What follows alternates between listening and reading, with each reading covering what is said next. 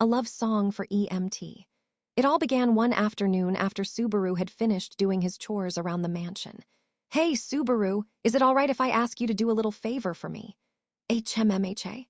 Suddenly hearing the voice of someone that sounded like a silver bell, Subaru turned around, a pastry still in his mouth. The one who had called out to him from the entrance of the dining room was a beautiful girl dressed in white. A half-elf with long silver hair that seems to sparkle like the light of the moon, amethyst eyes that look like precious jewels, and possesses beauty that no human can match. Emilia is her name. "Oh, are you perhaps still working?" she asked. "I'm not getting in your way, am I?" "Nah, I'm just relaxing at the moment," Subaru replied. "I don't think any countries exist where eating snacks while on the job is considered proper etiquette." After swallowing the half-eaten pastry whole, Subaru grinned at the concerned-looking girl. As Emilia breathed a sigh of relief upon hearing his reply, he raised his eyebrows in surprise due to the unusual object in her arms. "That's one of the musical instruments of this world that feels rather familiar to me. It's a lulayer. I thought that thing was gathering dust in the mansion's storeroom." Supplementing Subaru's response was a girl in a maid uniform also taking a break in that very room. It was a girl with short blue hair, adorned in a somewhat revealing custom-made maid's outfit. The super maid, Rem, Subaru's colleague, and the mansion's head maid. Rem, a jack-of-all-trades when it comes to housekeeping, handled all the work around the mansion. She was also the one who had made the pastries Subaru was eating, and they were currently enjoying some tea together during their break. "I don't think Liliana forgot it, so is that the lulayer that was covered in dust in the storeroom?" Subaru asked. "Even Liliana wouldn't forget her precious instrument, I think," Emilia replied. "I can see how much trust you have in Liliana based on how discreet your reply was. Don't start fooling around. It's because of Liliana that Roswell cleaned this on a whim. He said you should play a song for a change of pace since I've been focused on my studies. So he nominated me to do it, huh? That's pretty thoughtful for a guy like Rosie." Subaru took the lulayer being timidly presented to him and lightly plucked the strings. A light sound was produced in the room. "I see.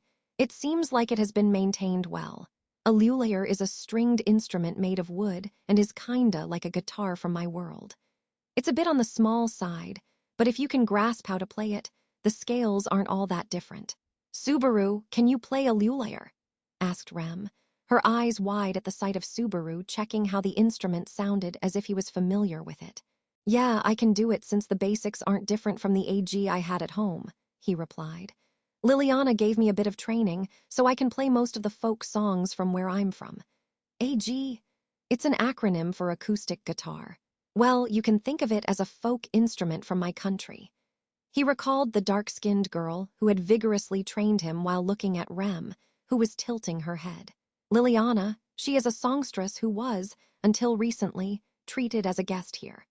As she made a living out of singing, her voice and performance skills were amazing. Not to mention that the women in the mansion had become her fans. Even Subaru had secretly become a fan of hers. However, in contrast to her prodigious talent, her personality was questionable, and she was severely lacking in the humanity department. Anyway, the situation surrounding Liliana was settled, and the mansion had returned to normalcy. A few days had passed since then, but it seemed like the longing and curiosity for music was still going strong inside Emilia. She must have been crazy about it since she had gone to ask Subaru to play a song for her during his break. "So, Subaru," Emilia began, "can you play the songs that Miss Liliana sang? I would like to avoid that since I'll be compared to her if I play the same songs," he replied. "I can play them, but I would be hard-pressed to play them and tell the tales at the same time, mainly because of my singing voice." "But you are amazing, Subaru," Rem commented. "I can't even imagine what other amazing skills you have that are of no use in the mansion." "Nah, it isn't that much of a big deal. Wait. Something about your words didn't really click with me. I wasn't being praised, right?" Rem, who was holding her hands in a praising pose, looked confused by her unintentional scathing criticism. She looked cute, but that made it seem like she was speaking her mind, which stabbed Subaru in the chest. "But these two girls have placed their hope in me. I want to look cool in front of them. All right then, the Sword Demon's love song is a bit hard, so I'll go with a folk medley from the 70s. Don't be disappointed. It's also a masterpiece, he assured them. He smiled wryly at the dissatisfied voice and tapped on the lyre to create a rhythm. Emilia and Rem sat on the sofa together and began to clap lightly along with the music. It sounds more upbeat than an AG, so please use your imagination to make up for it. As Subaru said his introductory remarks, he flipped the music sheet in his memory and plucked the strings of the lyre. After he had started skipping school, Natsuki Subaru hated doing nothing, so he spent his time learning various skills. Practicing the guitar was one of those things. You never really know what life has in store for you since wasting all that time back, then ended up making two beautiful girls happy. Folk songs from the 70s are often rather sad songs, reflecting the conditions and trends of the time. Even if it lacked vocals, the sad theme of the song was expressed in the instrumental. I could see shades of loneliness and melancholy appear in the eyes and expressions of the girls listening to the song. Their reaction frustrated Subaru as he played the tune. It made his heart ache looking at their faces, so, secret technique. Teeth guitar, ow ow ow, Subaru, oh no, what a stupid thing to do, Emilia exclaimed. Subaru, why did you do something so stupid? Rem seconded. You guys don't have to say it together, ouch, ouch, ouch, ouch. He damaged his lips and gums during his performance due to the strength of the recently tightened strings in an attempt to lighten up the sorrowful melody. Teeth guitar was a magical skill that used your teeth to play the guitar and was a super technique that only the best guitarists have mastered. Obviously, it wasn't something a third-rate guitarist like Subaru could do. He bled and created a big mess. All right, calm down, Subaru. Pain, pain, go away, Rem chanted. Ouch, ouch, it hurts not anymore, it's healed. Ah, that was painful, thank you. Rem cast a healing spell with a pale light by holding her hand over the writhing Subaru's face. As the pain faded away, the wounds caused by his mouth getting torn up by the strings closed up, which he was grateful for.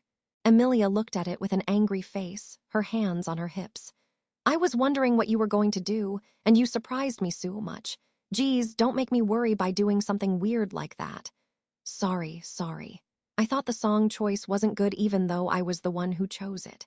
It isn't that 70s folk songs are bad, it's that I made a mistake by choosing a song that didn't fit the mood. If I'm going to play something, then a song that can entertain the audience and make them feel comfortable is best. Folk songs should be used when I intend to shorten the distance between me and the girl I have feelings for. So, I'll save the song I just played for another time, Subaru said. Wait for me, Emilia-tan. I don't understand what I should be waiting for, Emilia replied. But all right, and is your performance over now? Is that all you can play? Subaru felt relieved since Emilia wanted him to play more, even though she didn't state it clearly.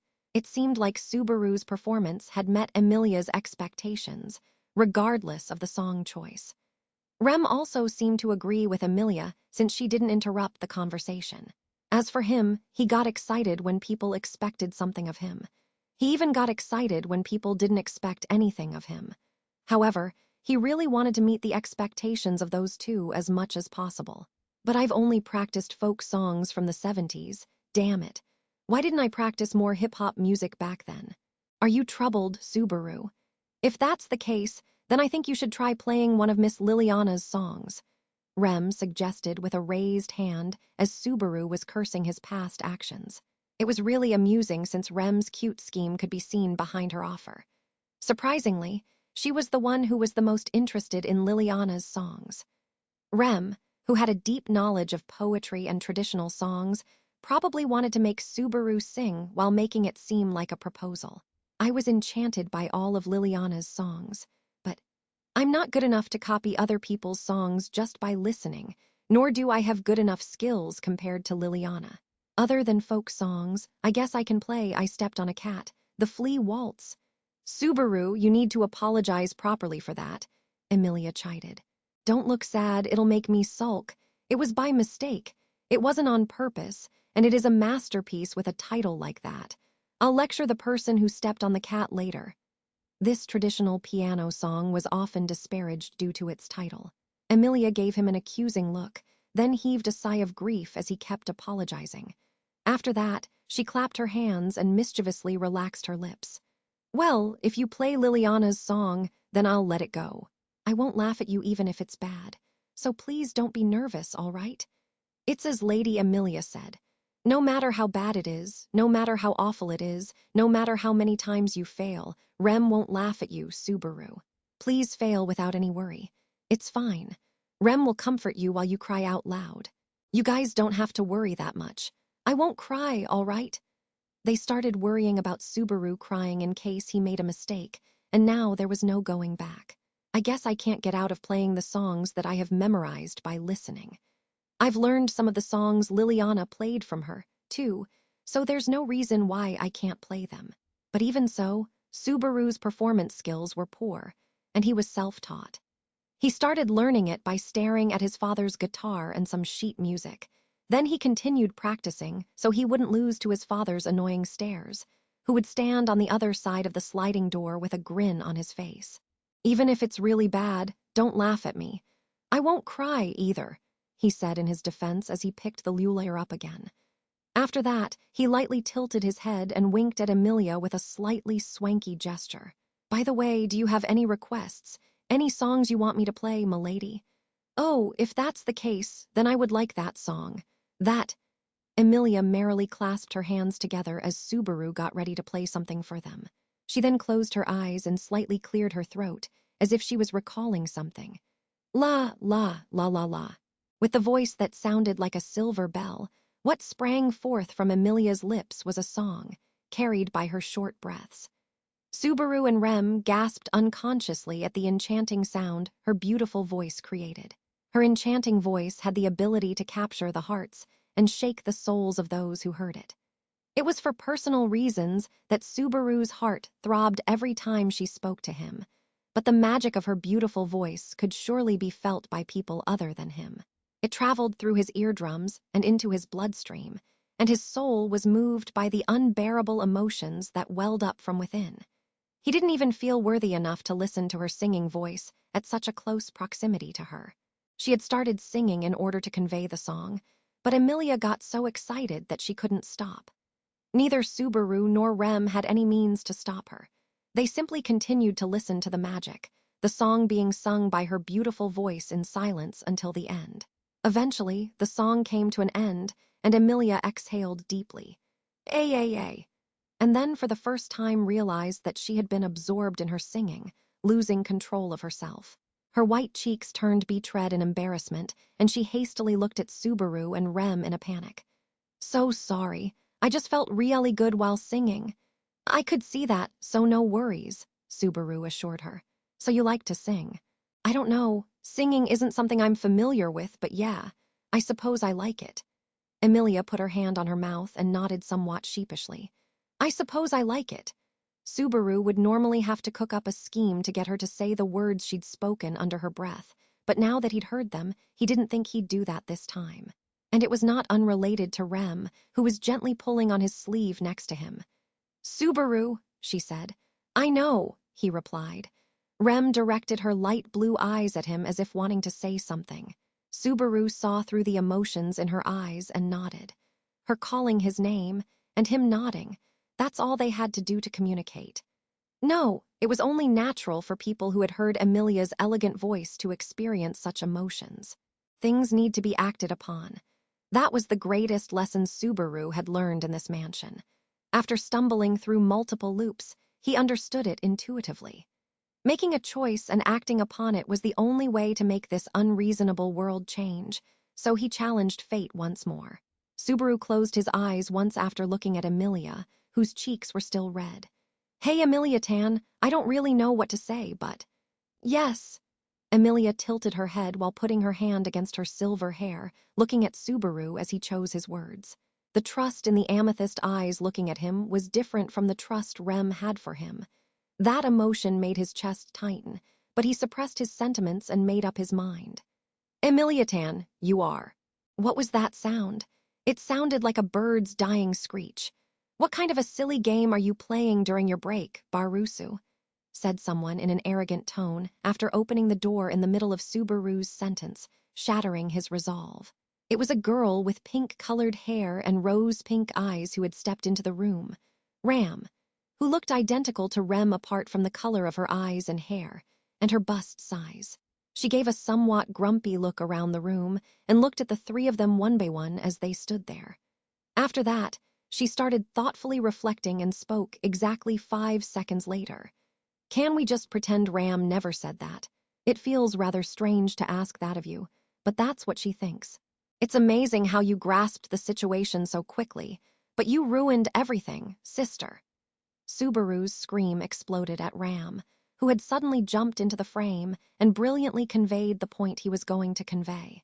To Emilia, who has the voice of an angel, is unbelievably tone-deaf. That's all it was if you put it into words, but Subaru was struck by a shock that went beyond that. Has there been a tragedy of this magnitude in recent years? A pretty voice and tone deafness. It wasn't only Subaru that had been shocked by that reality. Rem also couldn't hide her disappointment and grief at the reality she was facing. Emilia's devastating singing ability was shocking for her, too. Who could have guessed that Emilia's beautiful bell-like voice could turn into a cacophony of such caliber? God, what has this child done to be treated this way? Subaru lamented. How cruel can you be?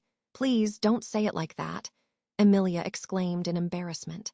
I don't want this anymore. It's embarrassing. I'm so embarrassed. Emilia, her ears that were slightly longer than a human's red to the tip, hid her face in the sofa. Ram had taken her time to come complain about Emilia's haphazard singing.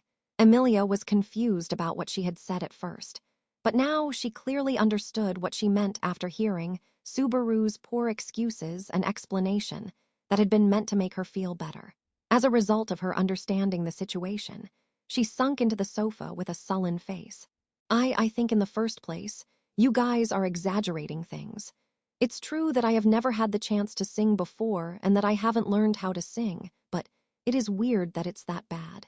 You all are trying to tease me and make a laughingstock out of me, aren't you?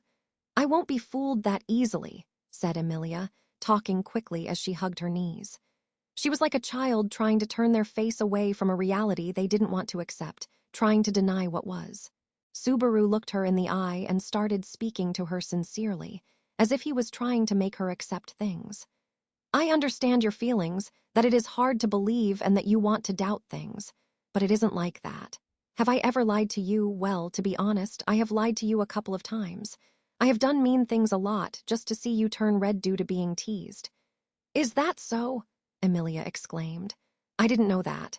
Since when have I been teased? Hey, when? It isn't the time to talk about such things, he retorted.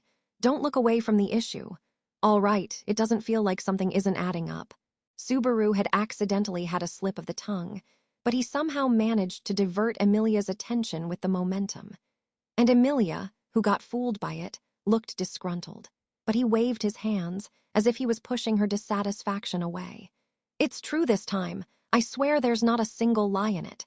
Subaru, with a sincere voice and serious tone, and with honest words, Subaru conveyed what needed to be conveyed.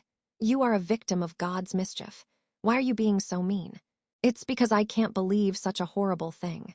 Why are you tone-deaf, Emilia Tan? You are extremely cute and have a beautiful voice, but nobody will be happy if you sing like that. If someone is to blame, then it's God that needs to be blamed. Or your parents are to blame for neglecting you until you ended up this way. Wah! Emilia looked worn out after hearing Subaru put emphasis on how tone-deaf she was. To her, it seemed somewhat like someone else's issue, despite him being passionate about it. It was probably because she wasn't aware of her own tone deafness. Tone-deaf people who aren't self-aware, and sensory deafness is a type of tone deafness that's the hardest to fix. Unlike motor deafness, which is a throat problem, it is extremely difficult to fix since the patient isn't self-aware. In other words, in order to defeat this difficult enemy, the cooperation of the family is essential. Puck, come here.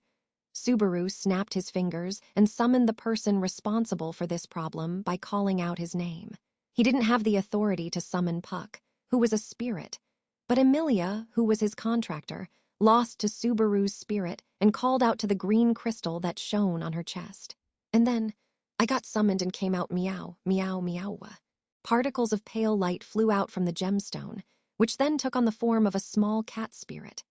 The spirit appeared with an air of innocence about him, firing off a line of dialogue. Puck landed on Emilia's shoulder, took his long tail into his hands, and then groomed himself. "What's up?" Puck asked. "Is there something you wanted me to do? I had plans to take a day off today." "What's up with talking like a busy businessman?" Subaru wondered. "And weren't you listening to the conversation outside from inside the stone?" "I told you right, that I was taking a day off today, so I was having a nice sleep." "You really are spending your day off like a working dad." "It's true that working hours are from 9 a.m. to 5 p.m., so I can't help but think the cute cat is an office worker." Leaving aside how the kitten spent his day off, Subaru explained the situation till now with a mix of light gestures. Eventually, after Puck finished listening to his story, he nodded and looked at Emilia. "I see. Subaru is putting it like that, but are you really tone-deaf, Leah?" "I don't feel like I am. I think that Subaru is exaggerating things a little. I'm singing properly. I'm not messing around." "It would have been better, way better if you were messing around," Subaru shouted. Subaru knelt down after looking at Emilia's sulky face and repeatedly hit the floor. Puck looked at both their faces and then rubbed his pink nose. "I'll have to listen to it first to be sure. Leah, if you would." "All right, but I won't like it if you laugh at me." "I would never do such a thing," Puck assured her. "Even if the entire world laughs at you, I won't." "You sound unnecessarily super cool," Subaru commented. Puck's overly passionate reply made Emilia close her eyes with a sigh. She then hummed to get into a rhythm and tried to find a good place to start. But the thing is, her humming was already out of rhythm. Regardless, the song began. After getting over how bad her singing was earlier, her voice had more range this time around, so she was in good condition, and it seemed like she was aware of that, so her face radiated happiness after she finished singing. "How was it?" Emilia asked Puck confidently, looking like she did fun. Puck rubbed his face after he listened to her. "Yeah, let's see. I really did feel confident in the way I raised you till now. I truly believed from the bottom of my heart that you grew up to be the cutest and smartest and the best child in the entire world." "Oh, is that so? That's embarrassing." Having gotten praised a lot out of the blue, Emilia laughed sheepishly in a ticklish way. But after he had finished praising her, Puck added, "But I've never regretted not raising you properly more than I did today." "What?" "I'm sorry, Leah. I couldn't be the best father in the entire world for the cutest girl out there. That's the only thing I regret." The moment he said that, Puck rolled off Emilia's shoulder as if he'd run out of energy. As the spirit started falling off her thin shoulder, Subaru caught him by quickly extending his hand. Puck looked up at Subaru with a weak movement of his neck while resting on his palm. "I'm sorry, Subaru. All of this is due to my lack of ability." "It's enough. It's all right, Puck. It isn't like it's anyone's fault. Since you are regretting it so much. Our feelings are the same, isn't that right?" "Ha ha, I feel saved with just those words alone. I kind of feel really sleepy now." The light faded from Puck's round, black eyes, and his body lost strength. The outline of the spirit's body became blurred, and then began to scatter, turning into particles. Subaru screamed desperately, wanting to stop him from disappearing. "No, no, Puck, Puck. Thank you for everything," Subaru wailed as the spirit began to vanish in his palm. And after she witnessed the tragedy between the boy and the kitten, Emilia said, "I don't want to deal with this anymore. You two are idiots. Idiots. Idiots." Emilia ran out of the dining room all upset after being teased. "We overdid it." Regretting what they had just done, Puck and Subaru looked at each other, then rushed after Emilia, who had run off somewhere. 3. There are 3 main causes of tone deafness, Subaru explained. Not being able to catch the sound, not being able to produce the sound, and not being able to grasp the rhythm. If we can eliminate these problems one by one, then we can theoretically eradicate any sort of tone deafness. In short, Emilia Tan's tone deafness is a flaw that can be fixed. Subaru emphasized with a lifted fist as Puck pulled off a textbook marketing response to enhance his message. "Meow, did you say?" The theory that Subaru had just proposed was something he had seen on TV before. "I don't know how reliable it is, but it should be better than doing the tone deafness treatment without anything to go on. If the main causes of tone deafness are pitch, throat, and rhythm, then the solution could naturally be narrowed down. First, let's find out what's behind Emilia Tan's issue in a simple way. Based on what I could deduce after listening to her singing, there are two reasons behind her tone deafness: pitch and rhythm. Leaving rhythm aside, she can produce sounds and has a cute face. Subaru, you are getting off track, Rem informed him. Damn, that wasn't it. No, I mean she does have a cute face, but the point is that she can produce sounds. So there are two problems that need to be overcome: pitch and rhythm. Now repeat after me. Pitch and rhythm, Puck repeated after Subaru. Both were eager to solve the tone deafness issue. But next to those two, HMPH, was Emilia, who sat on the floor holding her knees, sulking. She wasn't keen about what Subaru and Puck were talking about at all. Everything had been going well until Emilia had run off and they had to catch her. But when she was brought back, she just sulked a lot. Even so, her ears were twitching, and she was listening to their conversation, which was really honest and cute of her. Since Emilia Tan enjoyed Liliana's songs, it means she can tell whether the singing is good or bad. Her being okay when it comes to other people's singing, but not good when it comes to her singing, is probably because her brain is unconsciously complementing hers. Let's fix that. It's easier said than done. How are you going to fix it? Puck asked. Usually, making her listen to a proper song hundreds of times, or making her hum till she gets the tune are the ways to fix it. But making her aware of her tone deafness is fairly easy. For starters, in response to Puck's question, Subaru prepared to enter the first step of Emilia's tone deafness correction plan. However, the moment he was about to bring out his weapon, she has been listening to you quietly for a while, but how can you do as you please here? A terribly sullen voice interrupted him, and Subaru shook his head in dismay. He turned towards the person who had spoiled his enthusiasm and sighed at her smug face. Geez, everyone is being positive about it, so don't do anything to spoil it. You need to learn how to read emotions and not just books. Read the atmosphere, would ya? When it's coming from none other than you, it only infuriates Betty. Leaving that aside, Betty doesn't really understand why you are doing that in her forbidden library. The girl sitting at the back of the room on a step ladder clicked her tongue as she closed the book with a loud bang. The girl had luxurious-looking vertical rolls and was wearing a fluttery dress, looking as pretty as a doll. She was Beatrice, the librarian of this library and also a resident of this mansion. As could be seen, Subaru and Beatrice were like cats and dogs. He wanted to be on good terms with her, but since she was a girl that was fun to tease, he couldn't help but provoke her, which was something that troubled him. Well, it can't be helped, can it? This mansion doesn't have a soundproof music room, and what are we going to do if we do it in another room and Emilia's singing leaks out? If word gets out that Emilia Tan is tone deaf, then the royal selection would be the least of our worries. Is my singing that bad? Even Emilia couldn't stay indifferent when she heard that it would be bad for her standing in the royal selection. Beatrice gave her a cold look when Subaru pointed that problem out. What the future holds for that girl is none of Betty's concern, and that is not a good enough answer as to why you are making such a ruckus in this private library, I suppose. Biko, you know what I'm talking about, right? Her voice would leak out from a normal room, but I don't have to worry about it in the forbidden library since this room is spatially cut off from the outside world. It won't bother anyone no matter how much she practices here. Betty is saying that it is extremely bothersome. Beatrice jumped down from the stepladder, grabbed at the hem of her dress, and shouted at him with a red face. Her anger was justified, and she had a good point. But it was also true that the forbidden library was needed for Emilia's singing lesson.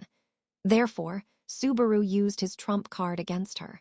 Betty, are we really that much of a nuisance? Do you want us to leave? Puck moistened his round eyes, held his tail, and called out to Beatrice while looking up. The cunning appeal of the kitten was perfectly coordinated with Subaru, even though they hadn't planned it together. Beatrice suddenly lost the momentum from before and looked daunted. Boo Bubby, there's not a single thing wrong with you, I suppose, but the forbidden library is. Yeah, I know this room is important to you, but it's true that we need your help with this, Betty. So please help me out. Bubby! Beatrice looked up to Puck as an older brother, and his appeal tugged on her heartstrings. She was also a girl who couldn't refuse requests to begin with. Their victory had been assured from the beginning. "It's a win," Subaru muttered. It can't be helped, I suppose. It's all right. Betty can't deny it if it's Bubby's request." Beatrice accepted the request without a hitch, not noticing Subaru's muttering with an evil look on his face. "It makes me worry that she might get conned by a bad dude in the future." However, the conditions had now been met. After Subaru and Puck nodded at each other, Puck flew into Subaru's palm, giving him a dynamic high five with the use of his entire body. And thus, this was how Emilia's lesson began in the Forbidden Library with the permission of its caretaker. "It may be a hard and painful path, but let's not falter and give it our best," Subaru exclaimed. "Hip hip hooray," Puck cheered. "Not even once have I said that I want my tone deafness to be fixed," Emilia complained. No, I may be a bit bad at singing, but I have never asked for it to be fixed." Everyone had responded differently, but they were all getting excited for it, completely ignoring the victim of the entire affair. All right then, I feel like starting the lesson officially. Emilia Tan, how long are you planning to sulk? It's a really important topic, you know. But you guys are over-exaggerating it when I'm just a little amateurish at singing. Subaru, Puck, I don't like either of you. You don't hear people say amateurish in this day and age. And how stubborn are you? I don't know. It was also due to her being teased during the conversation before that Emilia, who was the victim in this, lacked seriousness. It wasn't only about the tone deafness. Such problems required the person facing them to have a will to fix them. So first she needed to face herself seriously. "You are usually straightforward, so why are you so stubborn about your singing?" Subaru asked. "It's because it's embarrassing," Emilia replied. "It's embarrassing that I'm unaware of my tone deafness while you and Liliana are good at singing. I don't want to believe something like that." "Oh my, your resistance is adorable, but it would be troublesome if it's like that." Emilia looked away, her cheeks red.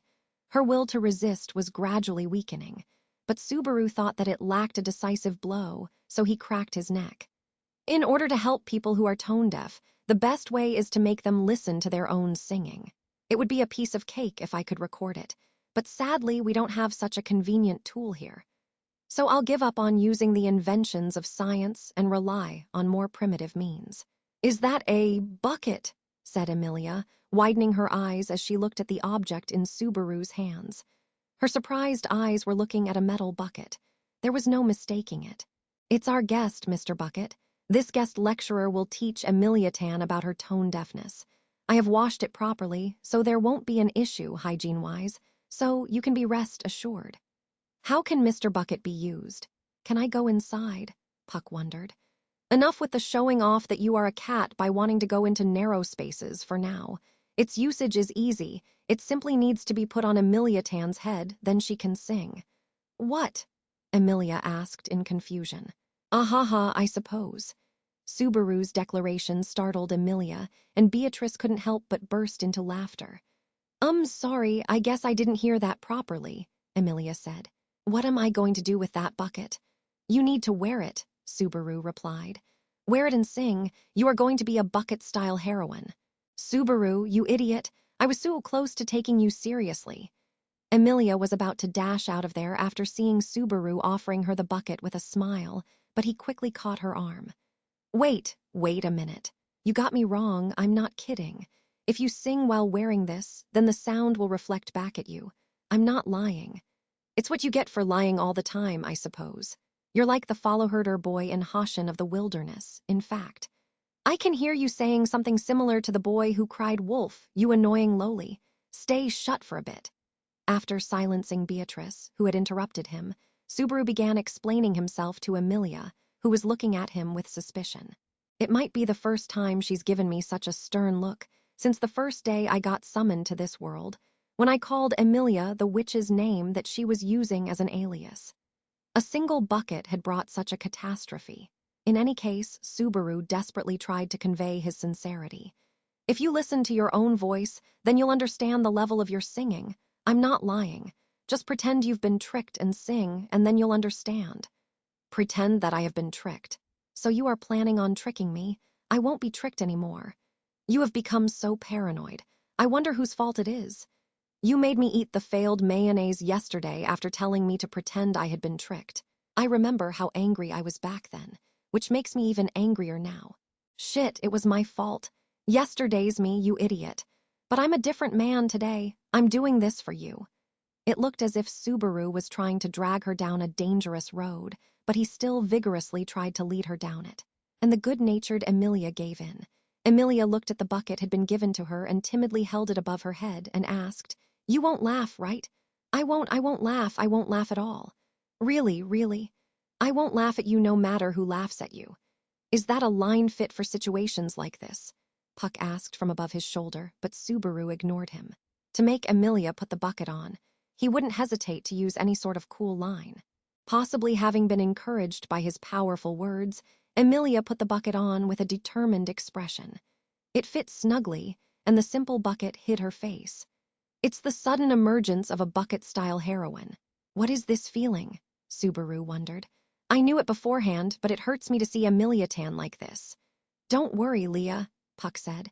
You are still the prettiest girl in the world even with that bucket on your head. Subaru and Puck were overcome with feelings of guilt, but Puck loved Emilia no matter what she looked like. Subaru felt like he'd lost to him when it came to his affection for her. But even with a bucket covering her head, he just knew she wasn't happy with all the praise. Ahaha, I suppose.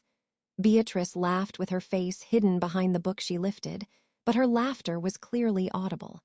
While being exposed to such a crowd, Emilia courageously turned her bucket-covered face towards Subaru. So, do I need to sing like this? It's really tight. Whoa, it's loud. Not many people get to hear their own voice. Sing a song like that. Just sing a song to enjoy your singing voice. If you want me to, I can play something to go along with it. Subaru volunteered to back her up with his lulier, but Emilia shook her head with the bucket on. It's a surreal sight, but Emilia probably has a gallant face under the bucket. It's all right, I'll do it alone first. Is that so? You can tell me if you get anxious. I'll do my best to help you out. I wonder how much of a help a third-rate guitarist could be when it comes to Emilia's tone deafness. Emilia pulled her chin in after hearing Subaru's words. And then, la, la, la, la, la. Emilia started singing after creating a rhythm with a hum without Subaru's support. It was coming from behind the bucket, so it was muffled, but the song had no significant changes. In short, she was still tone-deaf, but if it was going according to the plan, then she could hear her singing, too. It's horrible, said Puck. Yeah, it's horrible, Subaru agreed. It's really horrible, Beatrice also agreed. Puck sighed in grief. Subaru tearfully agreed. And on top of that, Beatrice, who had demonstrated her generosity for Liliana's music, frowned in displeasure. Musicality was something that was out of Emilia's reach, and it wasn't right to blame her for it. But, oh. The singing stopped suddenly in front of Subaru and the others, who were listening to her pitiful song. After ending her song on a rough note, she took the bucket off in front of the three of them, who were befuddled by her actions. What first emerged was the silver hair that had been contained within the bucket, which was then followed by Emilia herself. And then, please leave me alone for a bit, Emilia said, and then the girl who had finally realized that she was tone-deaf left the forbidden library all on her lonesome. No, you can't just walk away. You've been running away all day. Subaru chased after Emilia in a great rush as soon as he came back to his senses. 5. We'll do the lesson so that Emilia Tan can look at her bad side and learn to be a better girl. First, you need to overcome the inability to hit the right notes. Okay. Oh, okay. Emilia had once run away, but after she was brought back with a teary face, she became obedient to Subaru's instructions. It seemed like her realizing that she was tone-deaf had left quite an impact on her. She didn't look so good, but it looked like she was determined to practice. The method to overcome pitch-tone deafness is to listen to one song over and over again and memorize the right tune. It's best to fix it while wearing the bucket from before.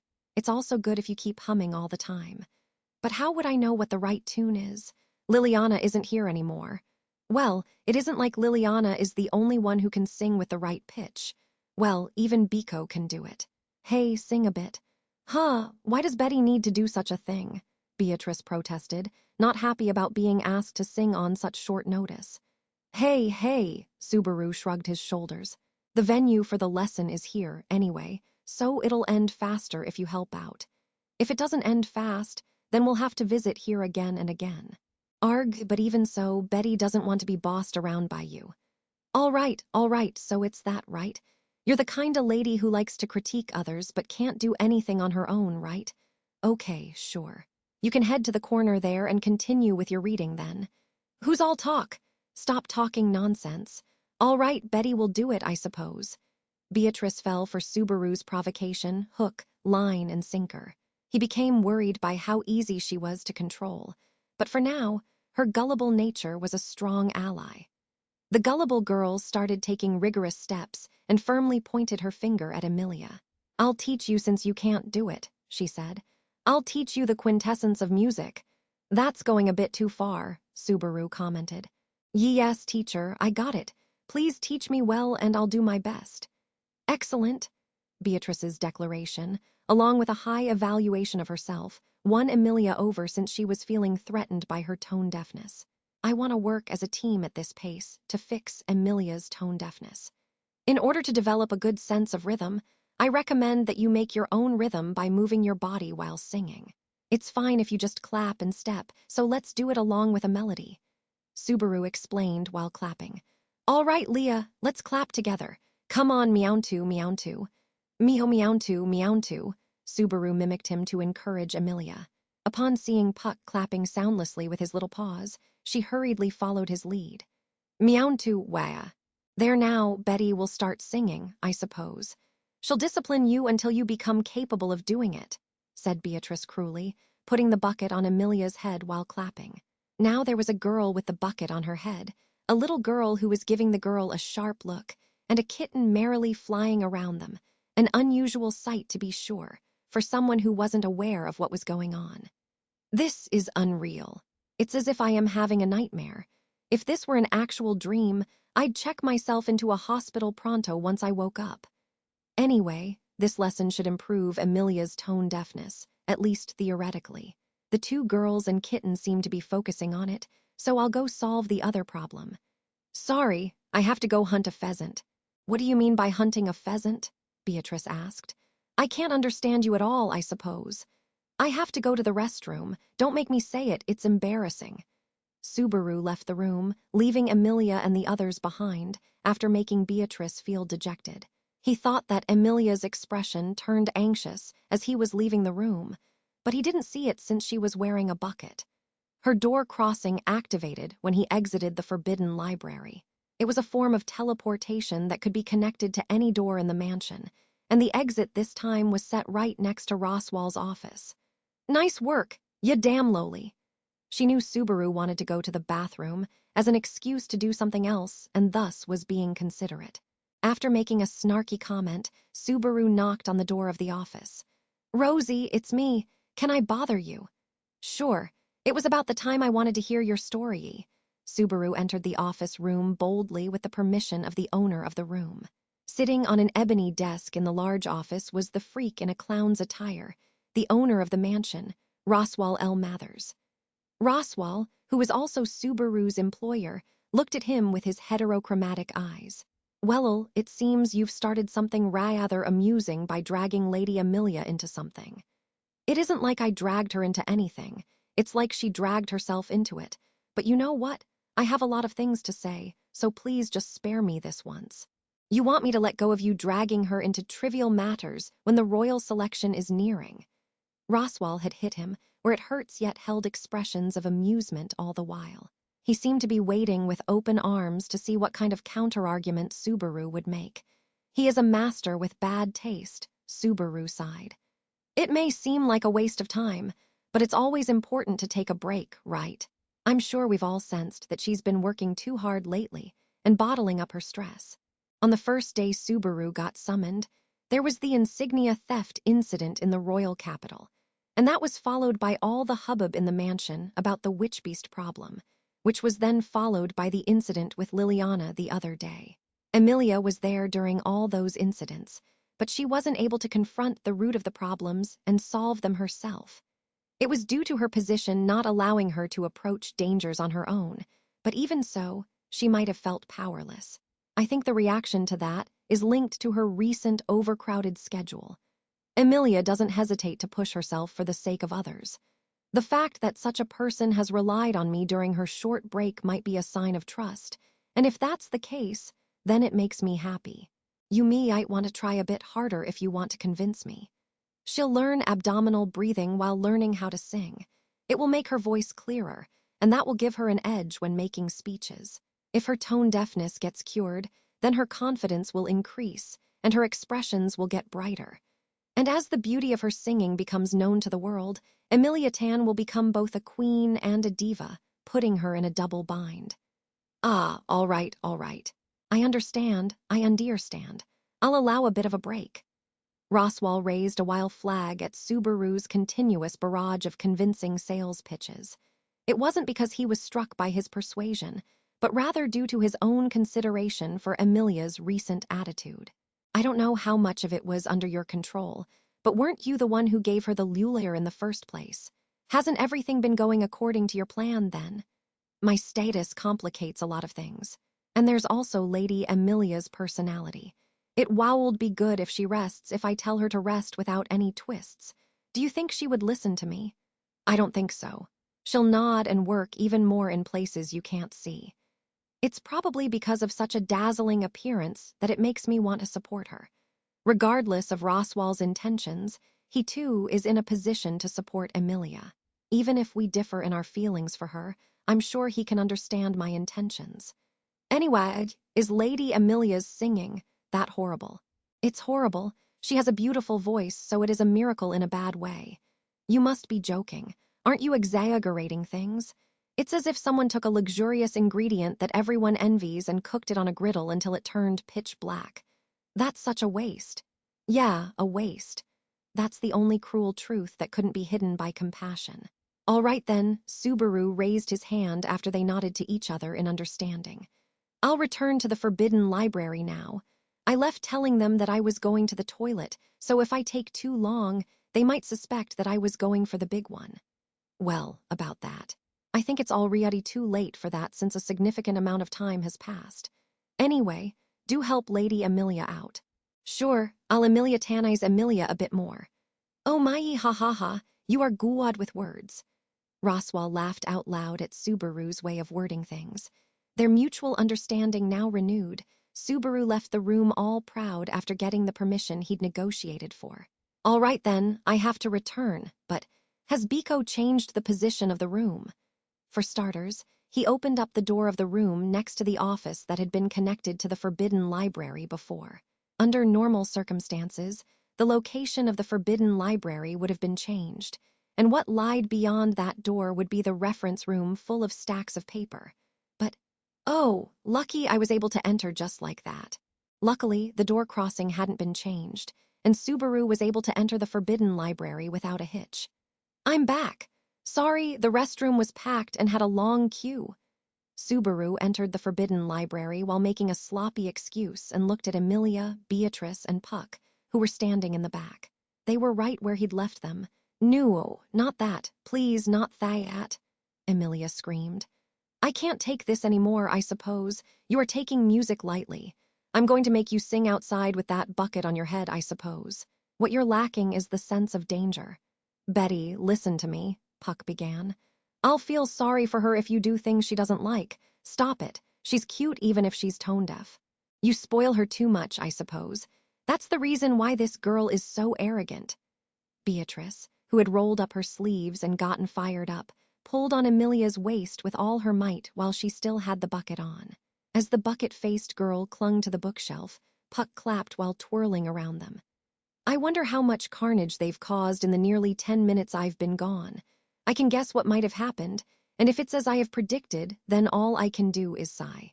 Anyway, it's a fun activity that we started to relieve Emilia Tan of her stress. But is it really working? I wonder if I got my priorities wrong when it comes to this. Subaru, somewhat worried that the promise he had made with Roswal might go to waste, immediately joined up with the three of them in the middle of their noisy lesson. 6. Well, Emilia Tan, do you think the training had any effect? Subaru asked. Do you think you can do it a bit? Leave it to me, Emilia replied. Puck and Beatrice trained me rigorously.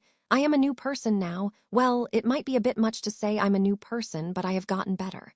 Whoa, the confidence grew and then shrunk. Emilia, whose face made it look as if she had broken out of her shell after overcoming the hard training, puffed her chest at Subaru's query. At her feet was the bucket that had been her comrade in arms. Its shiny surface looked as if it was watching over its student, who was going to show the results of their training. But can practicing like that really cure tone deafness? If that kind of training was all it took to cure her nightmarish tone deafness, then it would be easy peasy. Hey, you two outsiders. Don't make her lose motivation by saying unnecessary things. We'll see some results soon, said Subaru, silencing the two of them, who were whispering behind Emilia's back as she did her vocal exercises. But Emilia, who was concentrating in the middle of the forbidden library, didn't notice and signaled Subaru with her eyes. Good. All right, Subaru, please do it. You can leave it to me, Emilia Tan. And don't cry no matter what happens. You there, you're the one who trusts her the least, in fact, Beatrice spat. On Emilia's signal, Subaru got the lyre in position, holding it gently in his hands. He plucked the strings, creating a light rhythm. What ended up being played softly was an excerpt from a piece called The Sword Demon's Love Song. In all honesty, it's frightening to play it when I compare my skills with Liliana's, but it would be disgraceful if I stayed in my comfort zone while Emilia Tan is giving it her all. If Emilia disgraced herself, then Subaru could share in her disgrace by playing poorly. All he was thinking about was how to cover her is she messed up. Her tone deafness was that extreme. And that's why my expectations for her during the moment when she's showing the results of her training is la, la, la, la, la. Emilia began singing, and from her lips spun a voice that sounded like a bell. At that moment, Subaru, who had been prepared for a catastrophe, gasped, and Puck and Beatrice widened their eyes in awe. This was because she'd perfectly grasped how the beginning of the song was supposed to go, and the pitch and flow were also perfect. Emilia closed her eyes and moved her shoulders as her heart pleased, surrendering herself to the song. She followed the rhythm just like she'd practiced, perfectly grasping the notes she'd learned, and sang the song just like she'd been taught. It was the enchanting singing of an angel that captivated all, sung with a voice that sounded like a silver bell. Emilia had said that she had never been taught how to sing. In fact, it wouldn't be an exaggeration to say that the singing of the girl who didn't even know the basics had been painful to hear. However, Emilia, who was honest and pure of heart, practiced earnestly in order to overcome her tone deafness. She was able to absorb things like a sponge. Subaru, who was about to lose himself in the song, hastily concentrated on his own performance. Her singing was magical, and his performance did not match well with it. Even so, in order to not be left behind, he desperately plucked the strings to stay in sync with her. "Thank you very much," Emilia said with a bow. Subaru eventually got back to his senses after putting his full concentration into his performance. Her song now over, Emilia looked up, waiting anxiously for everyone's evaluation of it. Emilia, who wasn't even aware of her own tone deafness, probably had no idea what it had sounded like. Wah, was it still bad? I think so, since if it could be fixed that easily, none of you would look so troubled. She took them being unable to move due to sheer shock in a bad way. Subaru shook his head, banished his surprise, and ran towards Emilia. No, no, no. Emilia Tan, it was amazing. What in the world happened to that dying bird screech from before? What do you mean by dying screech? Said Emilia in surprise, tilting her head as Subaru made various expressions, not expecting such an evaluation. Was it cured at least a little by any chance? It isn't just a little. It was perfect, perfecto. That's exactly what I wanted to hear. Subaru casually sung Emilia's praises. Yeah, it was really good, Leah, Puck chimed in, following Subaru's example. I'd expect nothing less from my most pretty Leah. Emilia widened her eyes at the words of the kitten that had landed on her shoulder as well as Subaru's. Her face looked like she still couldn't believe it. It's as Bubby said, I suppose. It wasn't that bad. Beatrice, but don't get too full of yourself. You still need practice. It's still not as good as that songstress who is only capable of singing. Beatrice praised Emilia's singing while at the same time praising and dissing Liliana. Upon hearing her words, Emilia put her hand on her mouth, her face making it seem like she'd begun to accept what was happening. I'm happy. I'm not tone-deaf anymore. I have overcome tone deafness. Yeah, it feels like we accomplished something huge, Subaru exclaimed. Even if all we did was cure some tone deafness. Hey now, I'm not tone deaf anymore. I am ex-tone deaf. You need to say things honestly. Emilia teared up, creating an emotional mood, and Subaru and Puck nodded at her. Emilia then let out an intense sigh, prompting Beatrice to sigh at them deeply, as if she'd had enough. Anyway, Betty thinks we are done here. She's going to have to ask you to leave the forbidden library, I suppose. Ooh, sorry about that, Subaru said. But we couldn't have done it without you, you know. Thanks for the help. Betty did it for Bubby, albeit unwillingly, I suppose. Besides, Betty thinks that some parts of the song still need refinement. The fun part at the beginning, specifically. Beatrice, who was eager to chase them out of the forbidden library, seemed to leave them a parting give in the form of pointing out an issue with Emilia's song. It was at the moment she started humming that the forbidden library's air froze. Subaru, Emilia, and Puck turned towards her with stiffened expressions. Wow, what is this about? Why are you making those faces? Biko, what was that? Is it the beginning of the Sword Demon's love song by any chance? What else does it sound like? That's exactly what it is, said Beatrice unapologetically, without a shred of doubt. Subaru understood it after looking at her attitude while she puffed her thin chest. Then he looked behind him at Emilia and said, Emilia-tan. Yes, you don't need to say a thing, Subaru. I know what you mean, Emilia replied, nodding at Subaru's call. Their hearts had become one at that moment. Emilia gently lifted something up from the floor in silence, then walked towards Beatrice. What is that supposed to be? She asked Emilia, who was approaching her. However, it wasn't Emilia but Subaru who answered. Isn't it obvious? You are going to be the second bucket-style heroine as of this moment, Subaru said emphatically, pointing to the bucket in Emilia's hand. The little girl, who had arrogantly said something about the quintessence of music, was just as tone-deaf as the angel. So, you are also unconsciously tone-deaf. What the hell is up with this mansion? And why do you guys have such pretty voices for tone-deaf people? It totally ruins everything. What kind of evil deeds did you do in your past lives? How on earth could Betty be tone-deaf? That's a ridiculous accusation. That's a tremendously absurd accusation, in fact. You're just trying to make Betty go through hell as payback because you're into that girl, I suppose. Beatrice, it's all right. I was able to get better properly because of Mr. Bucket. You'll get better if you wear it and sing. Go ahead, put it on. It might be cute.